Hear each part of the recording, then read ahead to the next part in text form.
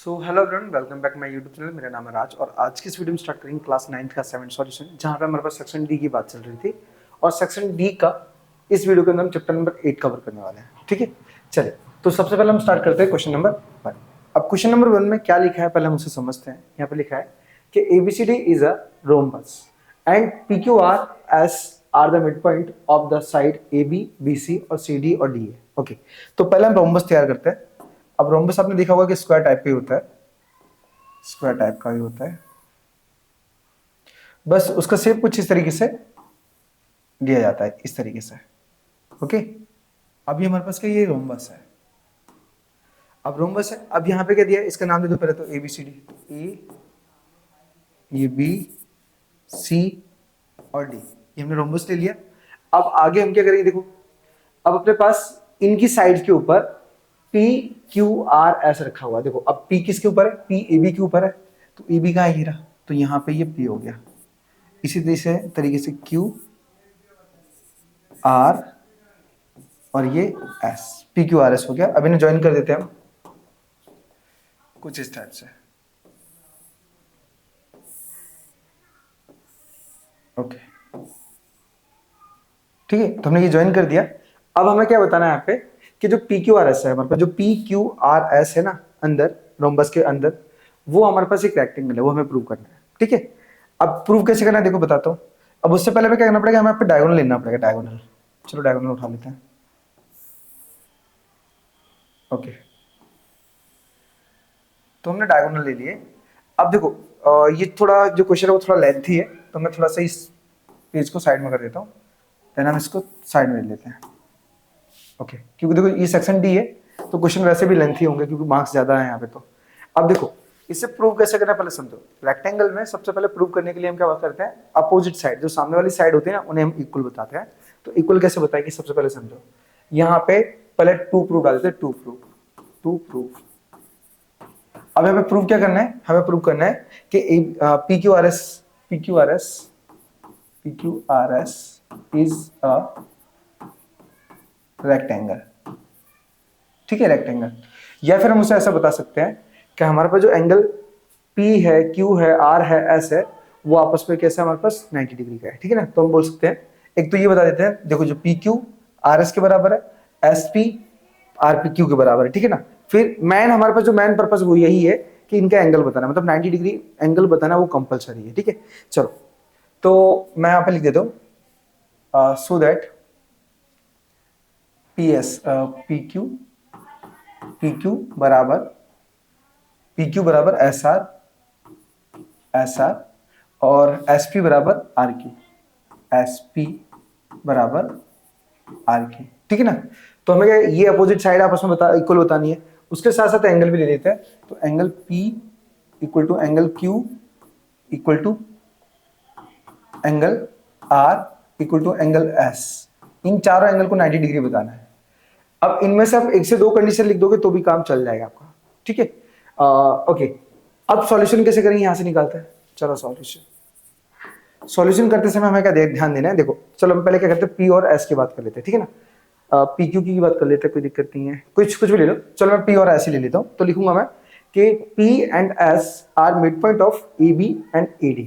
ठीक है ना, तो लिखेंगे P and S are midpoint of AB and AD। Okay, अब ये दोनों हमारे पास क्या, हमारे पास देखो इन दोनों साइड के ये मिड पॉइंट है, कौन से, P और S। तो हमारे पास क्या हो जाएगा, ये दो जो डायगोनल है हमारे पास BD, वो इसका क्या होगा, हमारे पास हाफ हो जाएगा SP का। तो यहाँ पे लिख सकते हैं सो देयरफॉर कि SP बराबर 1/2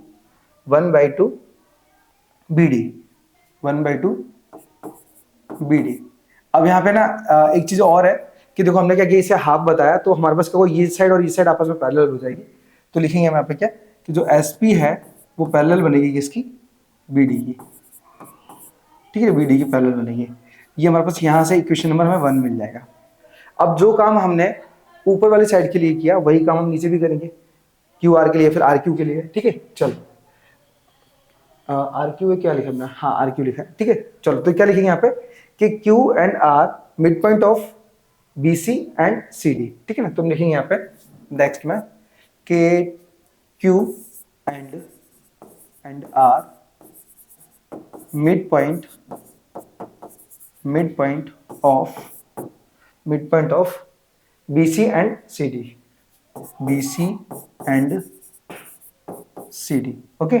अब इतना काम किया तो इससे क्या होगा हमारे पास, यहाँ पे जो आर क्यू साइड है ना वो भी बी डी की हाफ हो जाएगी बाय मिड पॉइंट थ्योरम, ठीक है ना। तो हम लिखेंगे यहाँ पे क्या कि आर क्यू बराबर 1/2 बी डी। अब इससे क्या होगा हमारे पास, यहाँ पे जो आर क्यू है, आर क्यू वो भी पैरेलल बन जाएगी किसकी, बी डी की, ठीक है। ये हो जाएगा हमारे पास इक्वेशन नंबर 2, ओके।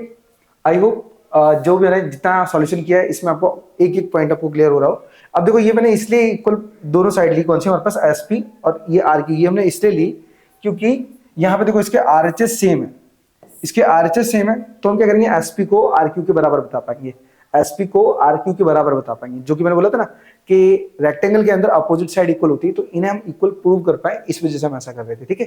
तो हम लिखेंगे डायरेक्टली लिखेंगे कि फ्रॉम इक्वेशन 1 एंड 2। अब हमारा आरएचएस सेम है तो हम क्या करेंगे एलएचएस को भी सेम बता सकते हैं, तो लिखेंगे एसपी बराबर आर क्यू, ठीक है ना। ये हमारे पास इक्वेशन नंबर तीसरा हो जाएगा। अब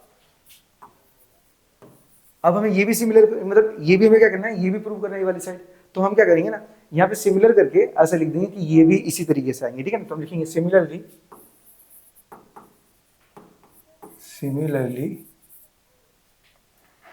एस आर पैरेलल होगा, एस आर पैरेलल होगा, जस्ट ये तो बाद में ले लेते हैं, डायरेक्ट ले लेते हैं ना, एस आर बराबर होगा पी क्यू पी, ठीक है ना। अब यहाँ पे लिख सकते हैं हम देयरफॉर कि जो एस आर है ये भी पैरेलल बनेगा किसके, पी क्यू पी।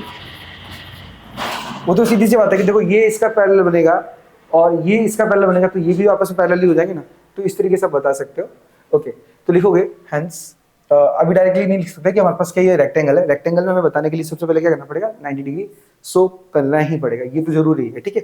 चलो बाकी चीज़ों को मैं थोड़ा स्मॉल साइज में ले लेता हूँ बिकॉज थोड़ा स्पेस हमें ज़्यादा मिल जाए, क्वेश्चन लॉन्ग तो है, ठीक है। चलो धागे तोड़े जिंदगी के नूर के, ओके। अब देखो अब यहाँ पे हम एक कंडीशन और डालेंगे, therefore we know that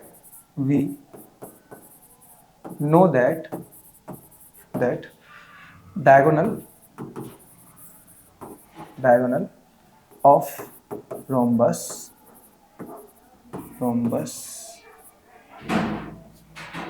perpendicular each other। इसका मतलब क्या होता है कि हमारे पास कोई भी अगर रोम्बस होता है तो उसके जो डायगोनल एंगल होते हैं ना वो आपस में ऐसे इंटरसेक्ट करते हैं कि वो पहले से ही परपेंडिकुलर होते हैं, और जहां पे परपेंडिकुलर होते हैं वो ऑलवेज 90 डिग्री शो करते हैं, ठीक है।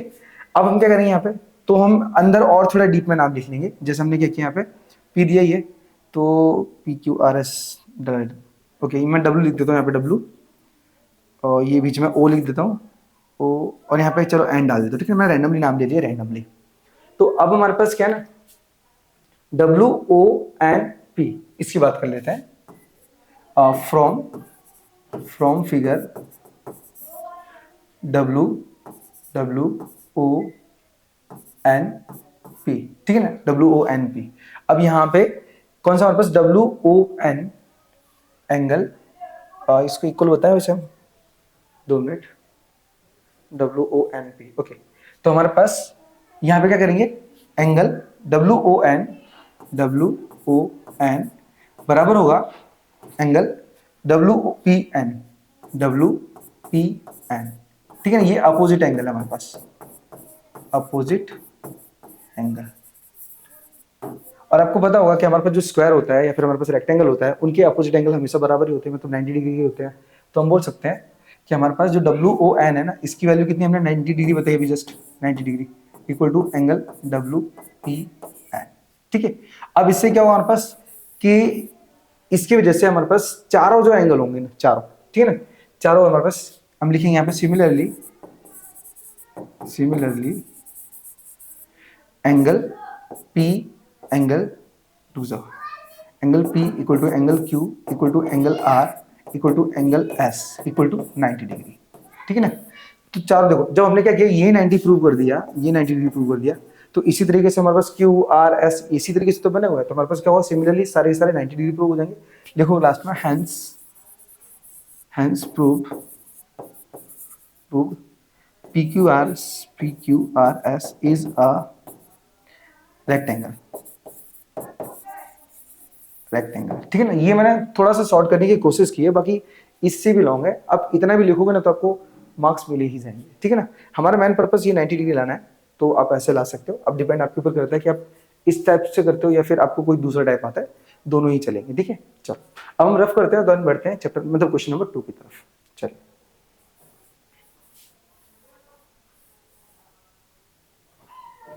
ओके,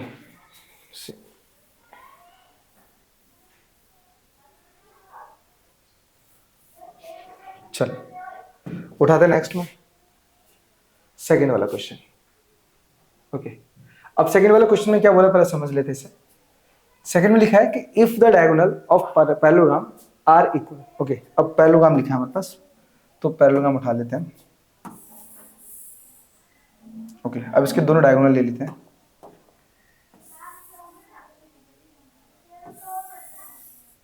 ओके, वैसे तो कभी दिए ही नहीं होते, याद रखना कि पैरेललोग्राम के जो डायगोनल्स होते हैं वो कभी भी इक्वल नहीं होते, लेकिन यहाँ पे बताया है ना, तो वैसे हम स्क्वायर भी उठा सकते हैं, इसको स्क्वायर भी ले सकते हैं, स्क्वायर भी। एक काम करते हैं ना, ये इससे हटा देते हैं, हम स्क्वायर में ही लेते हैं तो ज्यादा अच्छा रहेगा। Square square square. ओके, चलो डायगोनल ज्वाइन कर देते हैं, डायगोनल।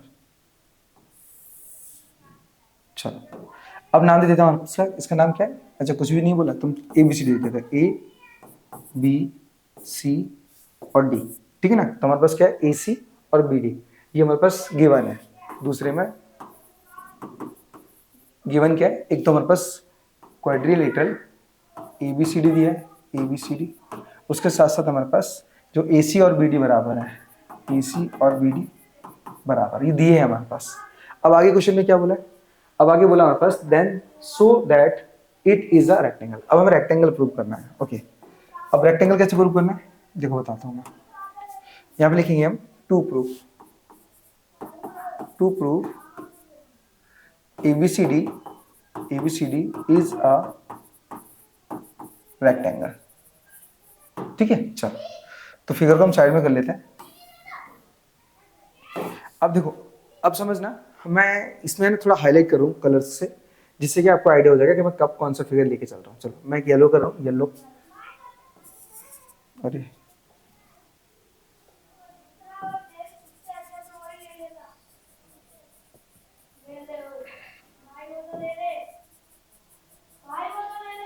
चलो, अब मैंने क्या किया, एक पे येलो कर दिया और एक पे रेड कर देता हूँ, रेड पे रेड रेड रेड।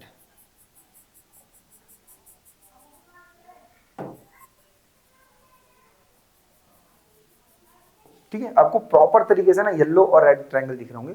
अब इन दो ट्रायंगल से ही हम बात करेंगे। ठीक है, चलो तो हमारे पास पहला पूरा ट्रायंगल येलो है और सेकंड ट्रायंगल हमारे पास क्या है, रेड कलर का है। चलो अब इन ट्रायंगल से हम बात करते हैं, मतलब इन ट्रायंगल की बात करते हैं, से बात नहीं करते। ठीक है ना, तो लिखेंगे इन ट्रायंगल, इन ट्रायंगल कौन से, ए डी सी लिखेंगे, in triangle A D C and दूसरा ट्रायंगल कौन सा हमारे पास, बी सी डी है, तो ट्रायंगल बी सी डी है। अब अगर मैं इसके अंदर कोई भी चीज को प्रूव करना चाहता हूँ, देखो हमारे पास मैंने क्या बताया, मैंने हमारे पास क्या, देखो जो रेक्टेंगल होता है ना, रेक्टेंगल में अपोजिट साइड बराबर होती है और पैरेलल में भी सेम होती है, तो यहाँ पे ये तो इक्वल पहले से, ये कोई दिक्कत नहीं है। हमारा मेन जो पर्पस है ना प्रूव करने का, वो है 90 डिग्री को लाना।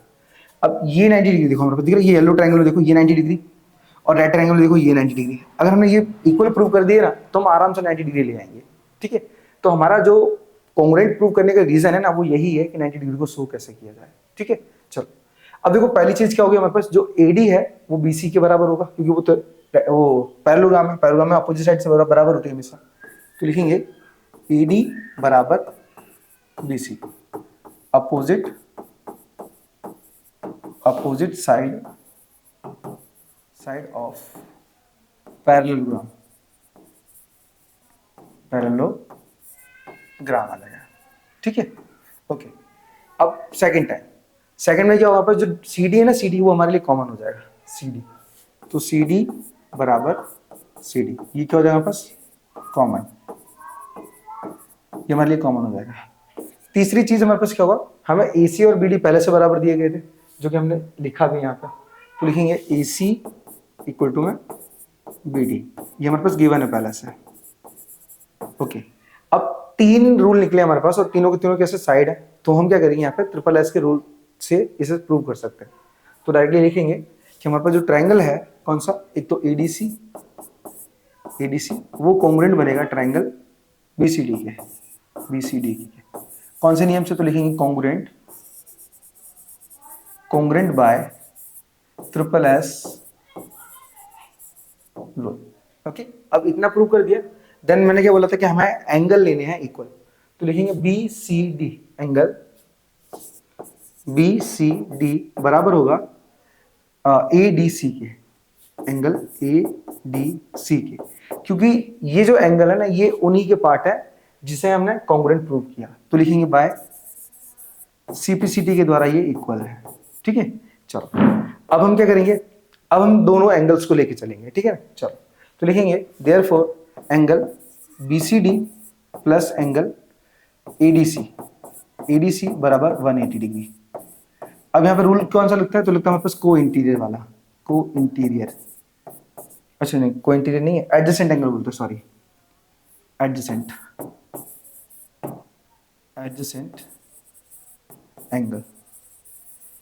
एंगल हमेशा क्या होता है, जो पड़ोसी वाले जो एंगल होते हैं उनका सम हमेशा 180 होता है, इस वजह से 180 यहाँ पे आया। अब मुझे दोनों में से कोई एक पहले निकालना है 90, तो फिर तो दोनों ही इक्वल हो जाएंगे 90, क्योंकि बराबर ही थे पहले, हमने प्रूव कर लिया था सीपीसीटी के द्वारा। तो क्या करते हैं बीसीडी निकाल लेते पहले, तो बीसीडी प्लस, अब एडीसी के बदले हम वापस से बीसीडी लिख देते हैं, रिप्लेस कर देते हैं। तो बीसीडी बराबर 180 डिग्री, ये 2 बीसीडी हो जाएगा, तो एंगल 2 बीसीडी बराबर 180 डिग्री। 2 से 18 9 टाइम में कैंसिल हो जाएगा, 0 एज इट इज आ जाएगा। तो एंगल बीसीडी क्या है, 90 डिग्री आया, बीसीडी 90 आया। तो अब यहां से क्या होगा, हम डायरेक्टली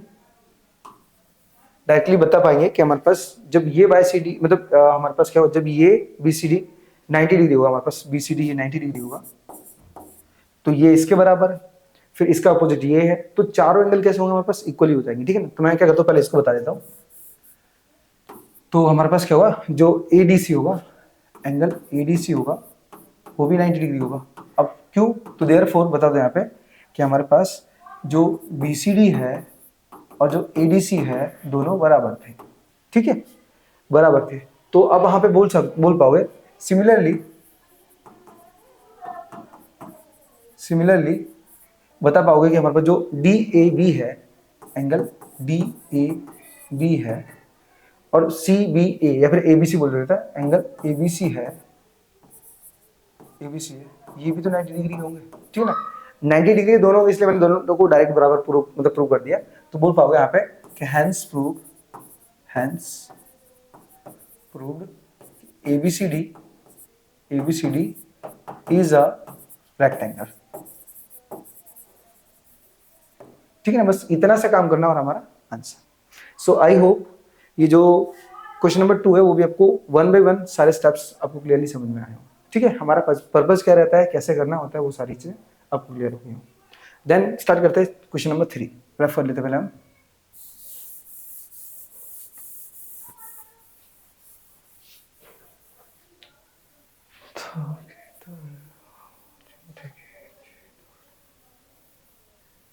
ओके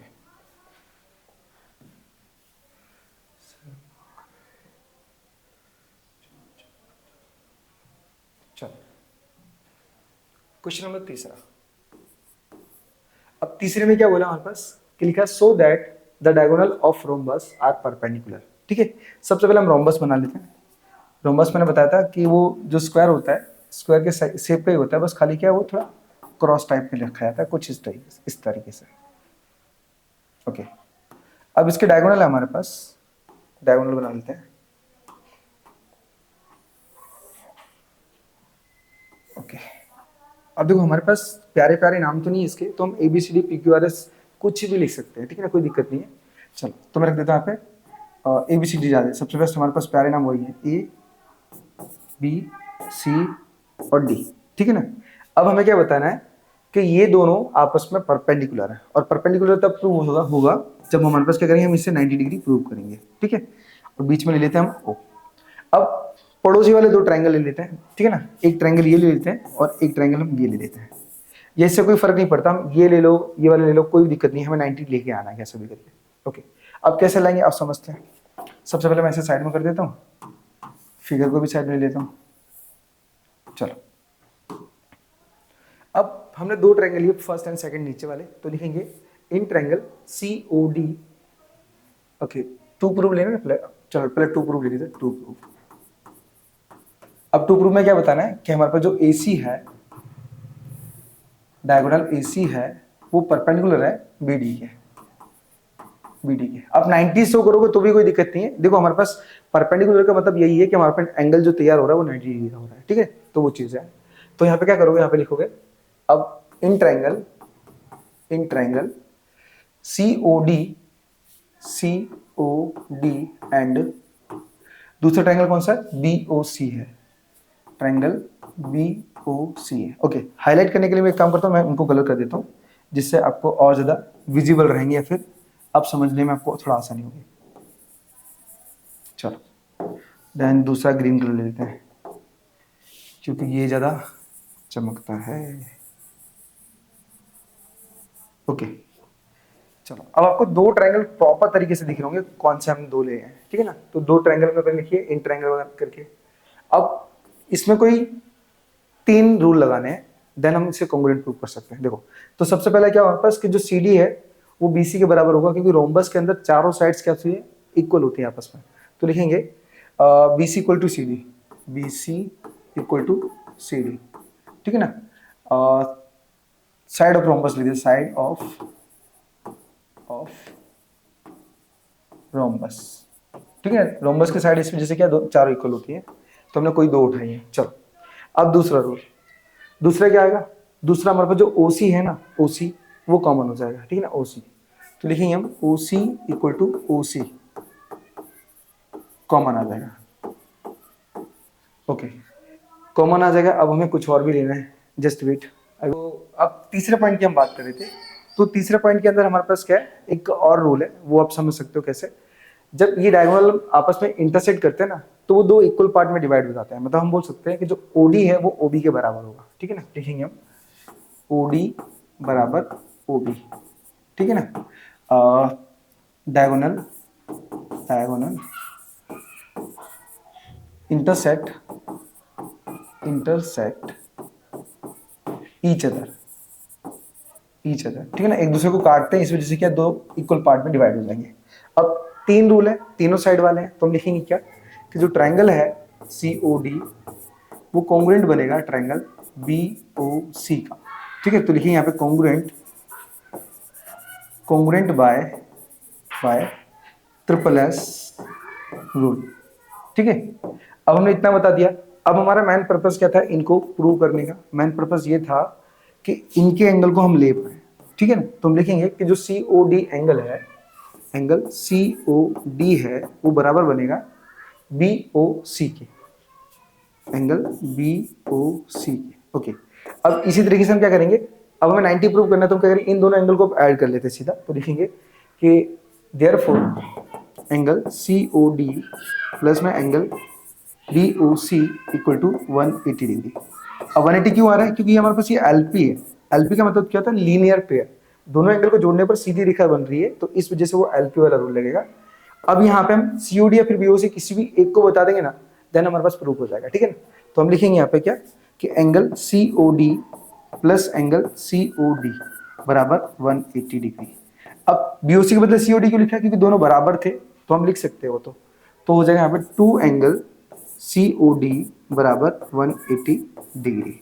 अब 2 से 180 कैसे कैंसिल होगा 90 टाइम में, जीरो एज इट इज आ जाएगा हमारे पास, जीरो, ठीक है ना। चलो अब एंगल सी ओ डी बराबर आएगा 90 डिग्री, ठीक है।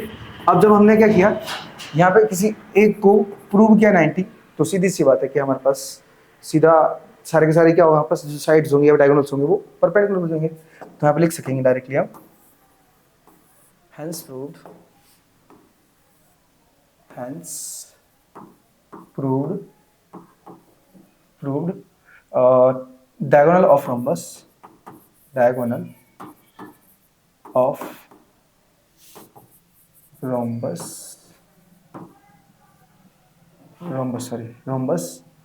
are perpendicular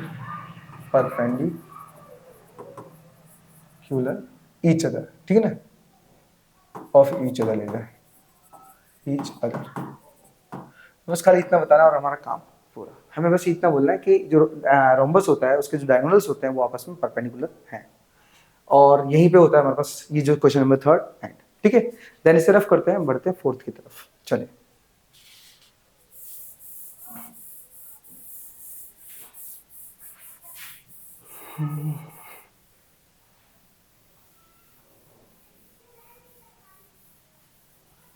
okay, so start करते हैं यहाँ से क्वेश्चन नंबर 4। अब क्वेश्चन नंबर 4 के अंदर हमारे पास फिगर दिया है, तो मैं पेज को हटा नहीं सकता, इसको यहीं पे मेंशन कर रहने देते हैं, ठीक है। देखो सबसे पहले क्वेश्चन में बोला क्या उसे समझ लेते हैं।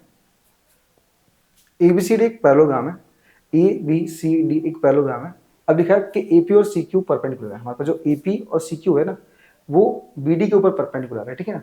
अब आगे लिखा है from vertices A and C on diagonal BD. वही हमारे पास जो ए और सी है ना, ए और सी ये क्या परपेंडिकुलर है किसके ऊपर, बीडी के ऊपर, बीडी के ऊपर। अब सी द गिवन फिगर जो दिख रहा है हमें, अब सो दैट हमें क्या प्रूव करना है, सबसे पहले ट्राइंगल 1 और ट्राइंगल 2। अब ये कौन से ट्राइंगल है, मैं पहले शो कर देता हूँ, हाईलाइट कर देता हूँ इन ट्राइंगलों को। पहला है कौन सा, एपीक्यू। तो एपीक्यू ये वाले हैं, सॉरी एपीबी है यार, एपीक्यू वहां से आ गया, ठीक है ना। चलो ये एपीबी हो गया। और दूसरा ट्राइंगल कौन सा, दूसरा मैं किससे, ओके ब्लू से कर देता हूँ तो ब्लू आपको दिखेगा। दूसरा सीक्यूडी है, सीक्यूडी, ओके।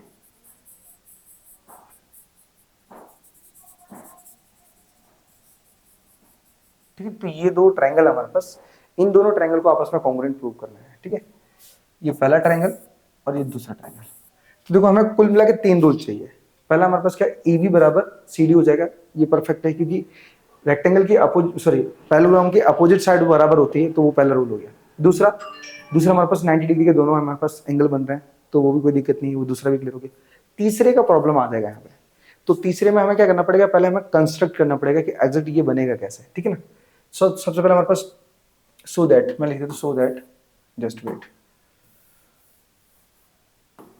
अरे जस्ट 2 मिनट, पहले मैं व्हाइट को सिलेक्ट कर लूँ।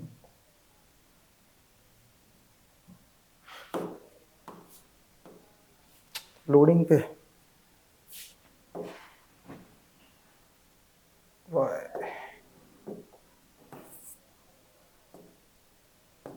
ओके चलो, तो सो दैट अब हमें 2 चीज शो करनी है। सबसे पहले क्या चीज शो करनी है, तो ट्रायंगल एपीबी कॉन्ग्रुएंट है ट्रायंगल सीक्यूडी के। दूसरी चीज फिर प्रूव क्या करनी है कि हमारे पास जो एपी साइड है ना, एपी ये वाली जो साइड है वो इस सीक्यू के बराबर है, एपी सीक्यू के बराबर है, ओके। अब सॉल्यूशन हम निकालें, यहाँ से स्टार्ट करेंगे। सॉल्यूशन कैसे निकालेंगे, देखो पहले समझो। हमारे पास क्या है ना, जो CD है, CD और जो AB है वो आपस में क्या पैरेलल है। हम लिखेंगे कि AB and CD are parallel. वो तो मुझे बोलने की जरूरत ही नहीं, वो तो डायरेक्ट पैरेलल है ही पहले से। अब जब 2 लाइन पैरेलल रहती है ना तो उनके अल्टरनेट एंगल भी बराबर होते हैं, ठीक है ना। अब लिखेंगे यहाँ पे parallel with transversal transversal, just wait, transversal कौन सी लाइन है हमारे पास, बीडी, बीडी। तो अब हमारे पास क्या होगा ना, इनके जो अल्टरनेट एंगल है, कौन से अल्टरनेट, ये वाला जो एंगल है वो इस एंगल के बराबर हो जाएगा। तो लिख सकते हैं यहाँ पे कि जो A B D, A B P लिख सकते हो, कोई दिक्कत नहीं, A B P angle, A B P वो बराबर हो जाएगा एंगल सी डी क्यू, या फिर क्यू डी सी लिख देते, क्यू डी सी, तो एंगल क्यू डी सी के। अब ये रूल क्या लगेगा, तो यहाँ पे लगेगा alternate angle, alternate, alternate angle, ठीक है, ये अल्टरनेट एंगल की वजह से वो बराबर हो जाएगा। अब यहाँ पे हमने क्या किया, ये रूल एक नया निकाल लिया एक तरीके से। अब हमें जो मेन चीज चाहिए ना, हम उसे निकाल लेते हैं। अब देखो मेन चीज क्या चाहिए हमारे पास, एपीबी और सीक्यूडी चाहिए। तो पहले दो ट्रायंगल को उठा लेते हैं, तो लिखेंगे इन ट्रायंगल, इन ट्रायंगल कौन से, A B P, A B P and दूसरा ट्रायंगल कौन सा, C Q D, C Q D, C Q D. अब इसमें पहला रूल, फर्स्ट रूल क्या होगा हमारे पास, तो फर्स्ट होगा कि जो ए बी साइड है वो सी डी के बराबर होगी, ठीक है ना, ए बी जो साइड है वो सी डी के बराबर होगी। क्यों, क्योंकि पैरेलल, ये पैरेललोग्राम इस वजह से, पैरेललोग्राम है इसलिए, ठीक है ना। दूसरा रूल, दूसरा क्या होगा हमारे पास, दूसरा हमारे पास दोनों के दोनों 90 डिग्री के एंगल है, तो बोल सकते हो कि जो A P B angle, A P B बराबर होगा एंगल सी क्यू डी के बराबर, सी क्यू डी, तो एंगल सी क्यू डी ये बराबर क्यों होगा, लिखेंगे बोथ 90 डिग्री, बोथ 90 डिग्री, दोनों को दोनों 90 डिग्री थे इस वजह से। अब रूल नंबर तीसरा, तीसरा कौन सा लगेगा, जो हमने अभी निकाला था, ठीक है ना, तो लिखेंगे एंगल ए बी पी बराबर बनेगा एंगल क्यू डी सी के। रूल क्या होगा, तो आप लिखेंगे अबव प्रूव्ड, अबव प्रूव्ड का मतलब होता है कि हमने पहले सिद्ध किया हुआ है उसे, ठीक है ना। तीन रूल निकले। अब तीन रूल से क्या हुआ हमारे पास, यहाँ पे दिख रहा है कि दो एंगल है और एक साइड है हमारे पास, चेक करते हैं रूल कौन सा लगेगा। देखो एंगल हमारे पास अलग है, ये हमारे पास क्या साइड आई है, ठीक है ना, ये साइड आई है, फिर इसके बाद हमने क्या किया, ये एंगल लिया है और ये एक एंगल है, तो हमारे पास ये एंगल साइड वाला रूल है। मतलब कहने का अर्थ है ना कि जो दो एंगल होते हैं ना वो आपस में कॉरेस्पॉन्डिंग होते हैं, मतलब आमने सामने होते हैं, आमने सामने एंगल, और जो साइड होती है वो बीच वाली नहीं होती, कोई अनदर साइड होती है, तो अनदर साइड है हमारे पास, तो एंगल साइड से प्रूव हो जाएगा।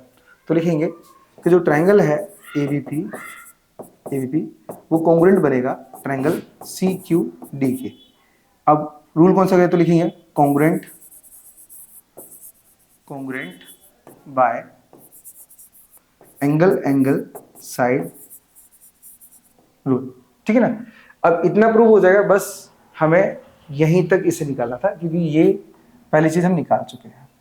अब रही बात दूसरी चीजों की, देखो हम यहाँ पे फर्स्ट चीज निकाल रहे थे, अब ये हमारे पास सेकंड की बात करते हैं। सेकंड कंडीशन में क्या था हमारे पास कि एपी के बराबर सी क्यू बताना है। तो अब देखोगे ना, जो एपी वाला जो पार्ट है और जो सी क्यू वाला पार्ट है, ये उन्हीं ट्रायंगल का पार्ट है जिन्हें हमने कॉन्ग्रुएंट प्रूव किया था। तो मैंने आपको कई बार बताया कि जब दो ट्रायंगल को हम कॉन्ग्रुएंट प्रूव कर लेते हैं ना, तो उनके सभी पार्ट आपस में इक्वल हो जाते हैं, ठीक है, सभी कॉरेस्पॉन्डिंग पार्ट। तो हम लिखेंगे सीधा क्या कि जो एपी है वो सी क्यू के बराबर है। कैसे, तो by CPCT, corresponding part of congruent triangle. जितने भी कॉरेस्पॉन्डिंग पार्ट होते हैं दोनों ट्रायंगल के, वो सारे के सारे आपस में इक्वल होते हैं, ठीक है। सो आई होप ये जो क्वेश्चन नंबर 4 है वो भी आपको अच्छी तरीके से आ गया हो। देन स्टार्ट करते हैं क्वेश्चन नंबर 5 और 6 और एंड करते हैं इस चैप्टर को, ठीक है।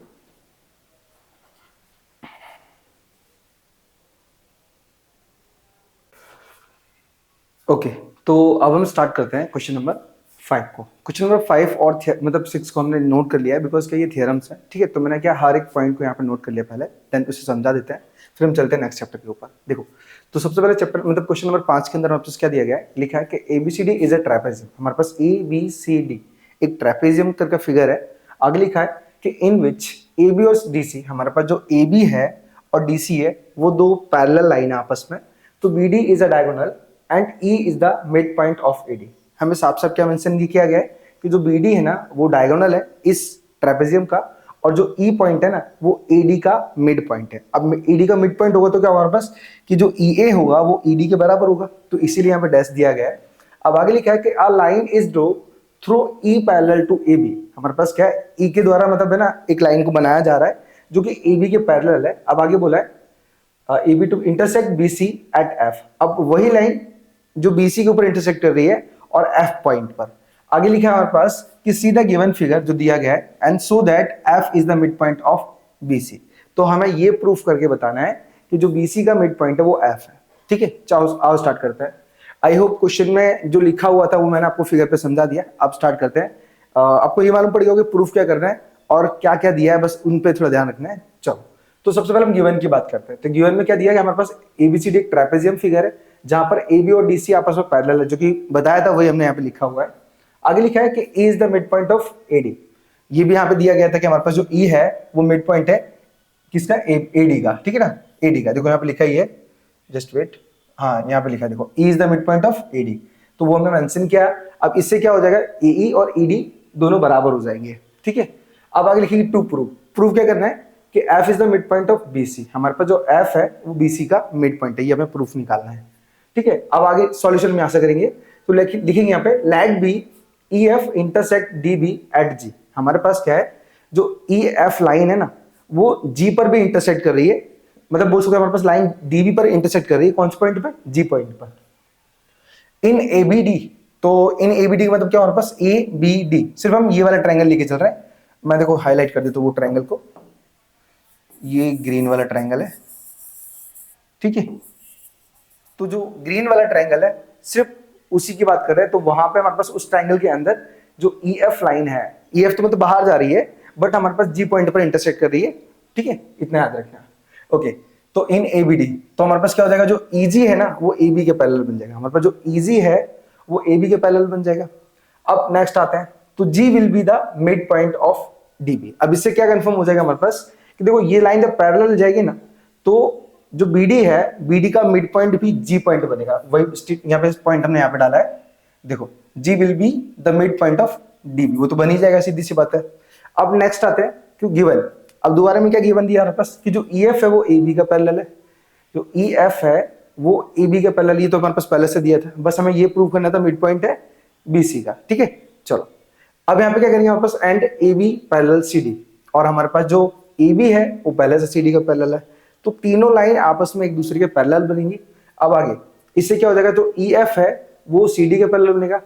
ई एफ पहले हमारे पास क्या, हमने ई जी को ए बी के पैरेलल बनाया, अब ई जी वाली लाइन को हम आगे लिखे गए एक तरीके से, तो हमारे पास क्या होगा, जो ई एफ है वो ए बी के पैरेलल बनेगा ही बनेगा, क्योंकि हमारे पास क्या है, ये पैरेलल का एक हिस्सा है। ठीक है ना, इस वजह से। अब in triangle B C D, अब मैं रेड ट्रायंगल की बात कर लेता हूं, मैं हाईलाइट कर देता हूं उस ट्रायंगल को। चलो, तो अब हम ट्रायंगल रेड की बात करेंगे। देखो हमने ग्रीन को पहले प्रूव कर लिया, अब रेड की बात करते हैं। अब रेड में हम देखेंगे तो यहाँ पे क्या लिखा है कि G is the mid point of B D. अब ये तो हमें पता ही था पहले से, हमारे पास ग्रीन ट्रायंगल में जब जी मिड पॉइंट था बी डी का, तो सीधी सी बात रेड में भी वही होगा। अब आगे लिखेंगे तो जी एफ सी डी के पैरेलल है, तो हमारे पास जो जी एफ है वो सी डी के पैरेलल है। जिस तरीके से ई जी इस ए बी का पैरेलल था, फिर हमारे पास क्या हुआ, ई एफ ए बी का बना, उसी तरीके से जी एफ है ना वो इस सी डी का पैरेलल होगा। अब आगे क्या लिखा हमारे पास, तो hence proved F is the mid point of B C. इससे फाइनल हो जाएगा हमारे पास कि जो एफ है ना वो मिड पॉइंट है बी सी का। बस इतना सा स्टेटमेंट है, वो आपको थोड़ा बहुत लिख के देना है, क्योंकि यहाँ पे क्या स्टेटमेंट ज्यादा है, सॉल्यूशन बहुत कम है। थ्योरम्स के अंदर तो वैसे भी यही होता है। ठीक है, तो आपको इतना सा थोड़ा सा ध्यान रख लेना है, कंफ्यूज नहीं होना है कि ये इधर किया वो किया। अब स्टेप बाय स्टेप याद रख लो, तो इससे क्या होगा, ये क्लियर हो जाएगा। ठीक है, चलो थ्योरम में मतलब बाई चांस ही अगर आएंगी, अगर आती भी है, जैसे अगर आपको नहीं आ रही है तो ऐसे क्वेश्चन, मतलब जैसे मान लो सेक्शन बी है, सेक्शन बी के अंदर 9 क्वेश्चन आते हैं, 9 नहीं 13 क्वेश्चन आते हैं, उस 13 में से कोई 9 क्वेश्चन अटेंड करने होते हैं, तो उसमें आप स्किप भी कर सकते हो ऐसा। ठीक है, तो टेंशन लेने की कोई बात नहीं है, बस थोड़ा बहुत तैयार रखो। ठीक है, चलो 6 की बात करते हैं। अब क्वेश्चन नंबर 6 में क्या बोला पहले उसे समझ लेते हैं। यहाँ पे क्या लिखा है कि इन अ पैरेललोग्राम एबीसी। अब ए बी सी डी एक पैरेललोग्राम है। अब आपको पता होगा पैरेललोग्राम का रूल क्या होता है कि सामने वाली जो साइड्स होती है वो हमेशा बराबर होती है।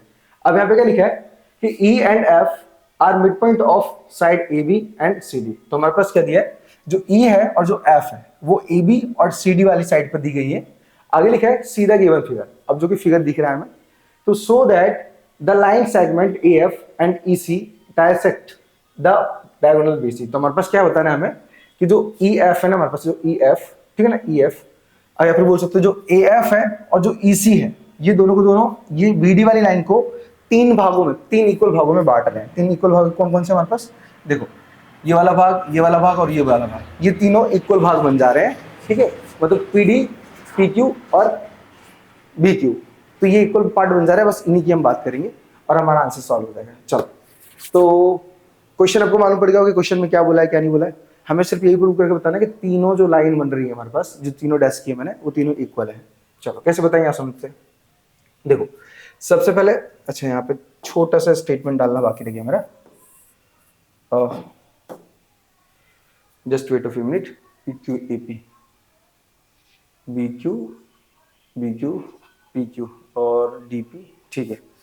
From, just wait a few minute, from equation 1 and 2,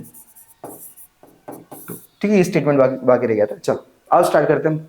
देखो तो सबसे पहले हम लिखेंगे यहाँ पे क्या, गिवन में। तो गिवन में क्या दिया हमारे पास, एक पैराग्राम दिया है जिसका नाम ए बी सी डी है, वो हमने मेंशन किया सेकंड में। अब यहाँ पे जो ए ई है वो इस ई बी के बराबर होगा हमारे पास, ये जो ए ई होगा इस ई बी के बराबर होगा। दूसरे में जो डी एफ है वो ई सी के बराबर होगा, क्योंकि ये हमारे पास मिड पॉइंट दिए गए हैं इस वजह से। अब टू प्रूव क्या करना है कि जो डीपी है, पी क्यू और बी क्यू है, हमारे पास डीपी है, पी क्यू है और बी क्यू है, ये तीन भाग इक्वल के हैं, ये हमें प्रूव कर रहे हैं। अब यहाँ पे लिखेंगे सॉल्यूशन करते समय, देखो सॉल्यूशन हम यहाँ से निकालेंगे। तो सॉल्यूशन में हमारे पास साफ साफ बताया गया था कि जो ए बी वाली साइड है ना, वो सी डी के पैरेलल है, मतलब बराबर है। अब बराबर भी है और पैरेलल भी है। अब कैसे, तो मैंने अभी जस्ट बताया था कि पैरेलल में जो अपोजिट साइड होती है वो हमेशा इक्वल होती है, ठीक है ना। तो देन हमने क्या किया, ये कंडीशन ली, और हमें ये भी पता है कि जो ए बी और सी डी के पैरेलल है। तो पहली चीज क्लियर हो गई हमारे पास। सेकंड की बात करते हैं। अब मुझे क्या करना है, यहाँ पे ए ई और एफ सी दिखाना है। तो क्या करूंगा मैं, अगर मैं सी डी का आधा करता हूं ना तो वो एफ सी बनेगा, सेम ए बी का आधा करता हूं तो ए ई बनेगा। तो इस तरीके से सबसे पहले क्या करेंगे हम, जो ए ई सी एफ, इसको एक पैरेललोग्राम मानेंगे या फिर बताएंगे। तो देखो कैसे बताएंगे, हमने क्या किया, लिखा ए बी बराबर सी डी, जो कि पहले से दिया गया था। अब उसका हमने आधा कर दिया दोनों में, 1/2 ए बी और 1/2 सी डी। इससे क्या हुआ, हमारे पास जो ए बी था उसका आधा ए ई बन गया, और जो हमारे पास सी डी था उसका आधा सी एफ बन गया, या फिर एफ सी बोलो, कोई दिक्कत नहीं है, ठीक है। तो आई होप यहां तक आपकी कंडीशन क्लियर होगी हो। अब आपको पता है कि जब हमारे पास दो पैरेलल लाइन, या फिर बोल सकते हो जो कोई पैरेललोग्राम होता है ना, उसमें अगर कोई एक पेयर का मतलब क्या होता है, कोई दो साइड आपस में पैरेलल बन जाते हैं ना, तो वो प्रूव हो जाता है कि वो भी एक पैरेललोग्राम है। तो हमने लिखा कि जो क्वाड्रिलेटरल है A E C F is a parallelogram. ये तो आपको क्लियर ही हो गया होगा। अब इससे एक चीज और हो जाएगी कि जो हमारे पास जो ए एफ है वो भी सी ई सी बोलो या फिर सी ई बोलो, ये पैरेलल हो जाएंगे, ठीक है। क्योंकि देखो हमारे पास एक पेयर जब कंफर्म हो गया था कि वो पैरेललोग्राम है, तो उससे क्या हुआ, दूसरा पेयर भी बन जाएगा वो तो पैरेललोग्राम, ठीक है। तो वो हमने लिखा यहाँ पे कंडीशन में, यहां तक, ठीक है। यहां तक क्लियर हो गया होगा आपको कि किस तरीके से आया किस तरीके से नहीं आया, क्योंकि बच्चों को बहुत ज्यादा कंफ्यूजन हो जाती है, इसलिए थोड़ा मैं डीपली बता रहा हूँ, थोड़ा ध्यान रखना। अब नेक्स्ट में आते हैं, तो लिखा है इन ट्रायंगल एपीबी। अब समझो एपीबी, तो ए पी बी, एपीबी कौन सा ट्रायंगल हमारे पास, मैं उसे हाईलाइट कर रहा हूं, समझना उसको।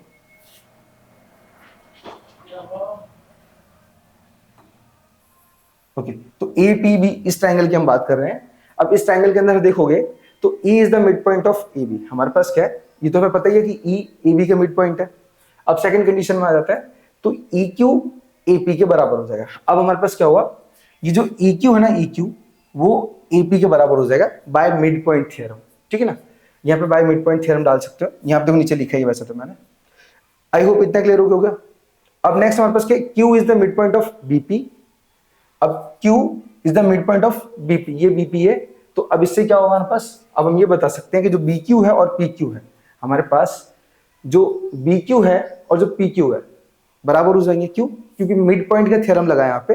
अगर कोई पॉइंट मिड में आ जाता है ना, तो मिड का मतलब होता है कि दो इक्वल पार्ट बना देता है वो, तो इसीलिए जो BQ है वो PQ के बराबर हो जाएगा। ओके, अब ये हमारे पास पहली कंडीशन आ चुकी। अब सेकंड ट्रायंगल की बात करेंगे, तो DCQ। अब DCQ कौन सा ट्रायंगल है, देखो मैं उसे हाईलाइट कर रहा हूं, DCQ, DCQ। आपको दिख रहे होंगे दोनों के दोनों ट्रायंगल, ग्रीन वाला नीचे है और रेड वाला ऊपर है। अब हम ऊपर ट्रायंगल की बात करेंगे, तो वहां पे बोलेंगे वापस से कि F is the mid point of CD। देखो हमने लिखा F is the mid point of CD, तो इससे क्या हुआ, इससे ये हुआ कि जो हमारे पास सी क्यू है वो पी एफ के बराबर बन गया। देखो लिखा है सी क्यू है पी एफ के पैरेलल बन गया, सबसे पहली चीज पूरी हो गई हमारे पास। अब नेक्स्ट आएंगे कि P is the mid point of, यहाँ पे डी क्यू है, ये डी क्यू है, जस्ट वेट, ये हमारे पास डी क्यू है, ध्यान देना। तो अब हमने क्या लिखा कि जो P है, P ये मिड पॉइंट है डी क्यू का। अब इससे क्या हो जाएगा हमारे पास, तो हमारे पास इससे ये हो जाएगा कि जो PD है वो PQ के बराबर हो जाएगा। PD इसको DP लिखा हमने, DP है वो PQ के बराबर हो जाएगा। तो ये हो जाएगा इक्वेशन नंबर 2।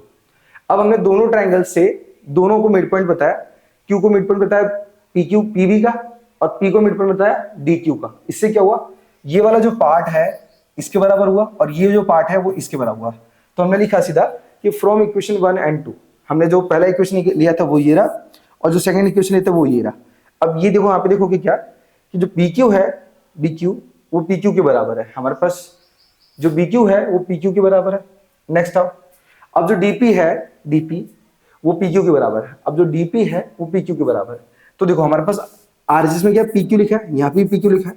तो कहने का मतलब है कि दोनों इक्वेशन से तीनों जो पॉइंट्स होंगे हमारे पास वो तीनों के तीनों इक्वल हो जाएंगे। तो हमने लिखा कि फ्रॉम इक्वेशन 1 एंड 2 BQ बराबर PQ, PQ बराबर DP, बस इतना सा काम करना है। और लास्ट में लिख देना हमें hence prove, hence prove. I know question थोड़ा लेंथी है और थोड़ा सा मतलब याद भी ज्यादा रखना पड़ेगा, तो हमें क्या 1 बाय 1 याद रख लेना कि अपने पहले क्या है, पहले इतनी स्टेप याद रख लेने की, फिर बता देने का हमारे पास जो AECF है वो भी एक पैरेललोग्राम है, जिससे क्या होगा जो AF है वो EC के पैरेलल हो जाएगा। इतना तो आपको पता ही है, ये तो हमने यहाँ तक बता ही दिया। अब ट्राइंगल ले लेंगे हम, तो एक नीचे वाला ट्राइंगल ले लेंगे, पहले उसमें प्रूव करेंगे कि AB के मिड पॉइंट है, ठीक है। तो और फिर उसके बाद लिखेंगे हम कि जो Q है वो BP के मिड पॉइंट है, तो PQ और BQ वो आपस में बराबर हो जाएगा। देन उसके बाद हम क्या करेंगे, नीचे वाला ट्राइंगल के बाद हम ऊपर वाला ट्राइंगल ले लेंगे, फिर बोलेंगे कि F is the mid point of CD। Then उसके बाद हम क्या करेंगे, यहाँ पे इक्वेशन बनाना है तो डायरेक्ट ले सकते हो, ठीक है। उसके बाद वापस से बोलेंगे कि P DQ का मिड पॉइंट है, इससे क्या होगा जो PD है वो PQ के बराबर हो जाएगा। अब इक्वेशन नंबर 1 और 2 को उठा के सीधा बराबर बता देंगे और हमारा काम हो जाएगा, ठीक है। इतना सा काम करना है और हमारा क्वेश्चन एंड हो जाएगा, ठीक है। सो आई होप ये जो क्वेश्चन नंबर 6 है वो भी अच्छी तरीके से आपको आ गया होगा। अब हम स्टार्ट करेंगे चैप्टर नंबर 6, ठीक है, सॉरी 9, इसके नेक्स्ट वीडियो में।